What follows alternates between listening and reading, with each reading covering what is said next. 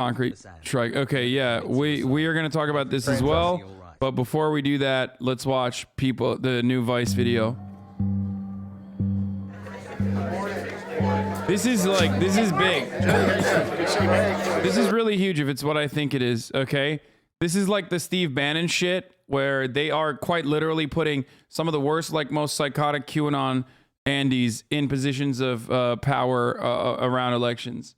I ask you up front for your help and support for us to give Brad it's actually terrifying. And let's protect elections in the state of Georgia. They're doing it under the guise of protecting elections. Thinks former President Trump actually won Georgia in 2020. He voted to toss the electoral results for his own state, even after the January 6th insurrection. Now he wants to be in charge of running the next election there in 2024. I believe we had major problems in Georgia, and all of that led me eventually to say, I'm the one that needs to step up and challenge Brad Raffensperger. If you can name a Secretary of State, it's probably Brad Raffensperger, who became a household name after Trump asked him to steal the election. All I want to do is this. I just want to find 11,780 votes, which is one more than we have, because we won the state. When you heard that phone call between former President Trump and Raffensperger, do you think that Trump did anything wrong in that call when he asked him to find the votes? The context of that call was in the midst of tons of question marks about the election integrity issue in Georgia. And I always heard that call and interpret it from the perspective of make sure we've got legal votes that are being counted. No, you don't think Trump did anything wrong in that call? Not from my perspective. Okay. Those are issues that others will determine. But look, we have had such massive question marks with our election in Georgia. And the more we go through this, the more we understand, yeah, there were gaping holes. And I believe that President Trump won Georgia based on what I see. You don't think Biden won Georgia? I don't believe Biden won Georgia. There were several recounts in Georgia, and all found Biden won.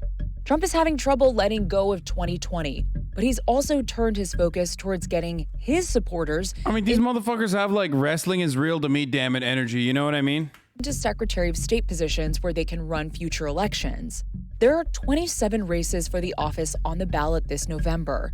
Many of these officials are charged with not only running the elections, but counting the votes and certifying the eventual results. At least 21 people running for Secretary of State have said they think Trump won in 2020, or tried to overturn the results, or have spread lies about the election results. So far, he has endorsed Heist in Georgia, as well as candidates in Michigan and Arizona, all of which he lost in 2020. And he's already said what he expects from them if they win. There's a famous statement, sometimes the vote counter is more important than the candidate, and we can't let that ever happen again. You're going to be the vote counter in Georgia. Is he asking you to find votes for him, do you think? Well, he certainly has not asked any of that type of thing. I mean, I do you think take that to say implies something like asking the people that are running for Secretary of State, or in some cases, Attorney General of the state, to find the votes for him? No, I don't take it that way. Look, what my purpose and my goal is to have fair, honest elections. The issue is not who wins. The issue is, was it an honest election, and has the voice of the people been accurately exhibited as the outcome of the election?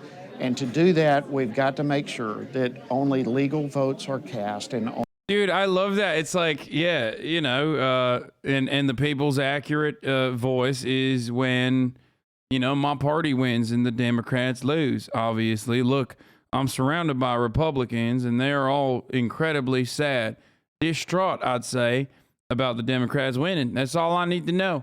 Only legal votes, you know, white votes. Only legal votes are counted, and those who violate the laws need to be prosecuted for doing so. There is no evidence of widespread illegal voting in Georgia in 2020. Since defying the former president, Raffensperger has faced endless public attacks from Trump. And Jody is running against one of the worst Secretary of States in America, Rhino Brad Raffensperger, who is trying to turn the tables on me because I'm fighting for election integrity. This type of talk resulted in death threats for him and his family.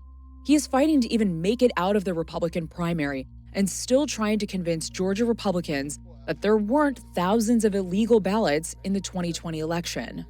Do you think that Donald Trump was trying to steal the 2020 election? And do you think that he was trying to use you in that phone call to accomplish that? Well, I don't know what the gentleman was really thinking. What I do know is that people that were feeding him information, it was just flat dead wrong. Now, I don't know what their intent was. I don't know if they believed it, but every allegation that was made in Georgia, we ran it down, and we could say this is what happened in Georgia.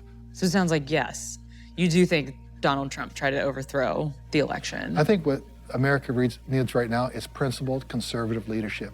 People that'll do the right thing, they'll stand in the gap no matter what the cost is. And I've shown that I'll do that. Why do you think there is so much misinformation about the 2020 election in Georgia? Oh, we've been out there since day one. But you have to understand, on a good day, we have 40,000 Twitter followers. Other people had 80 million Twitter followers. Plus, they had media out there on the conservative side. We opened up hundreds and hundreds of investigations to make sure that there was not fraud in this election. And what we did find, there were instances of fraud, but none of it ever added up to overturning the election results. And President Trump did come up short. The Secretary of State race in Georgia is tame compared to this next bunch of candidates. Here they are at a QAnon conference, full of people who believe things like JFK Jr. is going to come back from the dead to be Trump's running mate. This is After I true. was praying and praying and praying, it became clear, and even like overwhelmingly clear, that God was anointing Donald J. Trump to continue being our president. I had no doubt that he was going to continue being our president. After serving as a poll challenger at the TCF Center in Detroit and witnessing illegal ballots being cast, witnessing a process designed to facilitate corruption, I realized I couldn't sit back any longer. Also true. My favorite thing is when she worked at the fucking she worked at the polling station. It's like the anti-vaxxer nurses who are like, I'm a nurse, I'm an anti-vaxxer, and yeah, that's right. We were actually lying to you. We were logging in COVID deaths when you didn't die of COVID. You died because you fell off the stairs. I did that for many, many years, and I had to stop it. And complain. We formed a coalition May 1st, and these are the candidates here, patriots, that are going to help us take our country back. Of the people on that stage, the guy on the right, Arizona State Representative Mark Finchem, probably has the best shot at winning. He has Trump's endorsement, and his campaign has raised more than the two leading Democrats combined. In the past, Finchem's claimed to be a member of the far-right militia, the Oath Keepers. And he was at the Capitol on January 6th, though he denies going inside the building. There's a whole lot of evidence that suggests both incompetence and criminality. After interview requests went unanswered, we found Finchem outside the Arizona Attorney General's office in December, still protesting the 2020 election results. Let me ask you about what happened in 2020. Would you have certified the election results here in Arizona if you had been Secretary of State? Knowing what I knew at the time, I would have pushed the pause button and said, "Oh, wait a minute. We've got a margin of error greater than the margin of victory. It would be irresponsible to sign an official document knowing that there was fraud in the system, that there were discrepancies in the system." So that sounds like a no from you then, that you would not have certified. Based upon, following that day through, if we'd have gotten to 5, 6, 7 o'clock in the evening, I would have deferred signing it until we had one of two things happen. We either have an audit or we have the legal cases adjudicated, because neither thing had happened. Okay. Well, then there was an audit, and then there wasn't any proof of any major votes that would have changed the result. You have not even looked at it, have you? We were here over the summer. Okay, so you need to go to Arizona. Sir, there's no evidence, though, of why It doesn't matter. The audits were fake, brother. voter fraud. That is absolutely crap, and you know it. You didn't look at the findings. I did read the findings. It's not crap. There were investigations and so-called audits in Arizona, and all of them found no evidence of widespread fraud. and Fincham's still refusing to accept the results. There's not a whole lot of precedent here for what happens if a Secretary of State just refuses to certify an election. He popped up a month later at the first Trump rally this year, saying exactly what the former president wants to hear. Ladies and gentlemen, we know it, and they know it. Donald Trump won. Fincham was joined by members of the upper echelon of right-wing conspiracy theorists, like Stop the Steal leader Ali Alexander, the alleged Q behind QAnon, Ron Watkins, and MyPillow CEO Mike Lindell. And I will promise you this, there's not going to be any election done with any machines or computers done in 2022. These guys have plans. No machines, says Lindell. Fincham wants to get rid of mail-in voting entirely. But Arizona Republicans mail in their ballots too, at about the same rate as Democrats. If he's Secretary of State, it could be harder for everyone to vote. But don't ask him about it. Sir, if you get rid of mail-in voting, will there be a lot of people in Arizona that you think may not vote? No, there's a lot of people in Arizona that are demanding that we do away with mail-in voting.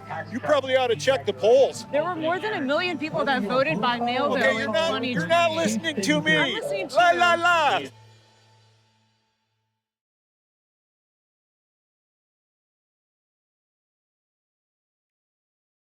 That dude literally just lives in fantasy land, dude. It's just that guy,